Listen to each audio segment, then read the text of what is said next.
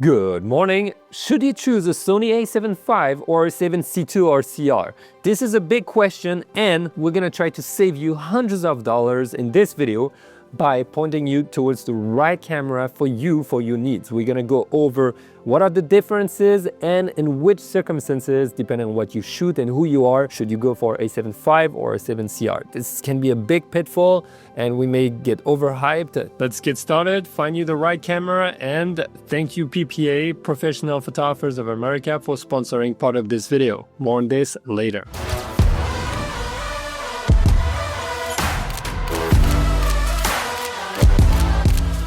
Welcome, my name is Pierre Lambert. I'm a travel adventure photographer, and for years I've been shooting with Sony cameras on the field. I've had the pleasure to try them all, and I gotta tell you, there is a big difference between those two cameras, yet they have strengths and weaknesses. So we're gonna get straight into it, started with the differences in terms of ergonomics for the A7 V. But just so you know, all the photos that you see in this video are taken by me, edited by me with my Lightroom presets that you can find in the description. And most importantly, there's no AI or stock photos in here. It's all my work. I want to say it because in this day and age, no one knows. So A7 V has a bigger body grip, right? It's clearly a bigger camera. The grip feels great. You can hold it with one hand. It works perfectly for a bigger hand. And also you have a little joystick at the back to move your focus point. You have a few more buttons, and I gotta tell you, something else I really appreciate on this camera is the flip screen. So it flips and it tilts. So it's literally all directions for that screen. The quality of the screen is also really high. We have over 2 million dots for that back screen, which looks fantastic if we compare it to older models. So that's for the advantages. The inconvenience is that it's bigger, it's bulkier, and you clearly will not be super discreet with this camera. The A7C II and A7CR is a great camera because it allows you to have a small camera body. It fits in your hand. The grip is smaller, and I can't really hold it with one finger like I do on the A7 IV. It feels a little more dangerous, but it feels good in the hand. It's not too small like you would have on the, for example, RX1 or 3. So you still have something that feels good. You can add a little thumb grip on the top if you want for extra support. I'll put it in the description, but this is a really good tool that really makes this camera even more enjoyable to hold in hands. In terms of buttons, you do not have that little joystick that you have on the A7 V, so that's something to consider. And the viewfinders are clearly, you can tell that there is a difference. It is much smaller on the A7C II than on the A7 V. So this camera is compact, small, lightweight, and so discreet when you're in the streets. And also 2 colors available. You can have it in silver or just black, versus this one only comes in 1 color and it's just all blacks. Same batteries, same setup for the battery, but the battery life will be different. The A7 V has improved efficiency in terms of power consumption with the new sensor and the new updates in terms of software and hardware that have been done in the A7 V. Does that matter? Honestly, no, because I've never felt frustrated with the battery on the A7C II or A7CR. So it's welcome in the A7 V, but I wouldn't say it's a deal breaker. Before we move on to one of the biggest deal breakers for the A7C II and R, I have a question for you. Let me know in the comments if you have insurance on your gear. Is your gear secured? What happens if someone steals your camera? What happens if it breaks?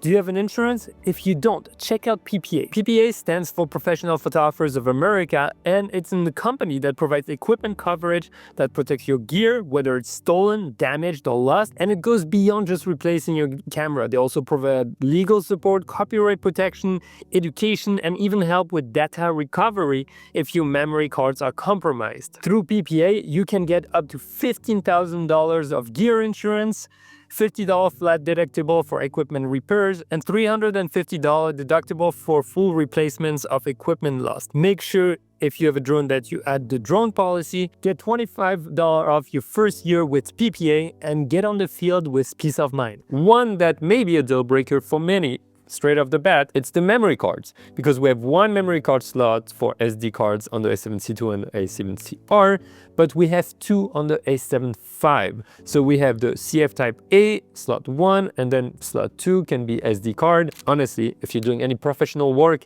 it's probably safer to be double backing up your footage as you go. Last, I do want to mention it, on the A7 V, we also have a dual connectivity with USB-C and a full HDMI cable, versus on the A7C II, we have a micro HDMI and there is only one port for the USB-C. Now let's talk about performance, but before that, make sure you grab my free photography cheat sheets, that's in the description. It will help you with tips and tricks and settings to nail your photos on the field. So performance of the A7 V, I want to point out the video first. Let's get this right off the bat. On the A7 V, you don't have the crop at 60 frames per second anymore.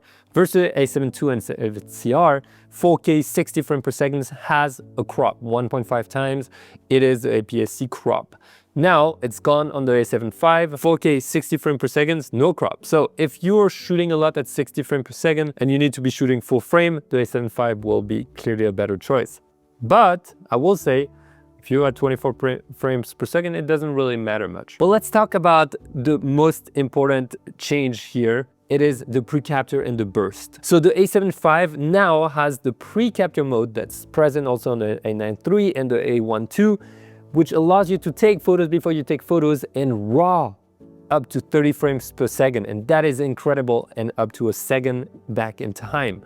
Let me explain a little bit on how that works. So let's say there's a bird on a branch and you're getting ready to take a photo of the bird. You want the bird to be taking off while you take the photo.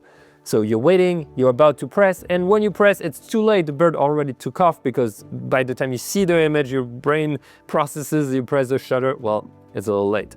So pre-capture allows you to constantly buffer raw photos as if you were taking photos constantly, as long as you're pressing your AF button or half pressing the shutter. So what happens is that now, the moment you press, even if the bird's already gone, if you've set the pre-capture, you can go back in time up to 1 second. So you can choose if you want 0.1 second, 0.5 second, 1 second and back in time. And it really helped me get some really cool wildlife shots. On the A7C II and A7CR, you won't have that functionality. I want to point it out. And the burst mode, the frames you can take per seconds, the photos in burst are much lower. The new improved sensor now has 16 stops of dynamic range. Here we're around 15, and we have in-body stabilization in both cameras, but the A7 V is gonna have up to 7.5 stops in the center, and this one, if I'm correct, is around 5.5 stops. So there is a difference, but honestly, again, it's not a deal breaker. It's been working fine. This is already pretty impressive. In my opinion, the improvement is not as drastic as going from no stabilization to stabilization. It's an improvement, but it's not going to be life-changing if you're going with one or the other. We also have better data transfer, which means in electronic shutter, we now have the ability to have less distortion for moving objects. Let's say if you're taking photos of objects that go really fast, instead of having the curve happen, which is an artifact of the readouts being done fast enough. Now this is greatly diminished on the A7 V, but on the A7C II and A7CR, you will still have that. So if you're more into like sport, action, high-speed things, clearly you can see where you're gonna have to go. Next, autofocus.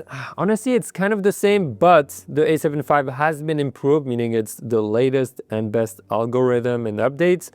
But in terms of subject detection, the functionalities you're gonna have, I would say it's pretty equal.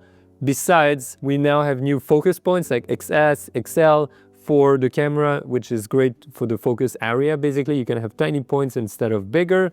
And you have the detection that's been improved, I would say, overall. But this is what's important. Is that a drawback on this one? No. I was fine with the A7C II, I was fine with the A7CR, but if you really need something that is up, and latest, the A7C V probably will be a better guess, especially if you want to pair it with the burst and the pre-capture. This will do a really nice job together. Which brings us to the big question, depending on what user you are, you're gonna go here or here. Personally, I will send you to the A7 V if you're professional, you're semi-professional, you want to get into professional jobs shooting wildlife, sports, event, and video. This has also better heat dissipation, which means if you're shooting video for a long time, this will be better. And honestly, having 2 memory cards is essential if you're a professional. You need to double backup things. And for wildlife and sports, you want to have that pre-capture. You want to have all those things. It's not an A9 III or A1 II, but this will do an incredible job. Now, A7C II and A7CR. If you do street photography, if you do lifestyle, if you do travel, if you do everyday photography, this is your camera. It's going to be much smaller, much more compact. You don't need the dual memory cards. You don't need the pre-capture. You don't need 30 frames per second. That's way overkill in most circumstances. And you will have something small and compact that fits in your hand. And if you're not doing heavy videos and you don't need that 4K 60 in full frame, well, that is going to be much more than enough. And you're going to be saving compared to A7 V. You're going to have more fun and maybe take it more with you because it's small. You can pair it with a compact lens like a 40mm pancake, or even that 20mm 1.8 is small, 24-50 for example, great little combo with this. And it won't take any space. It's going to be much more discreet in the street and around. So honestly, if you're an everyday user and you really want to connect with your camera all the time, go for this one. Now, if you have a huge hand, you're a pro and you're doing all of the above I mentioned, the A7 V is going to be a beast, and it's going to be a while until you're completely capped and you're limited by the camera. So I hope that helps. If you have any comments or things you think should be mentioned and the big difference between the two, let me know in the comments. And with that being said, if you want to dive deeper into your A7 V and settings, watch this video. If you want to understand how to master your autofocus, watch this one. And with that being said, get out there, go shoot, try something different, try something new. Maybe you don't even need a new camera. Bye.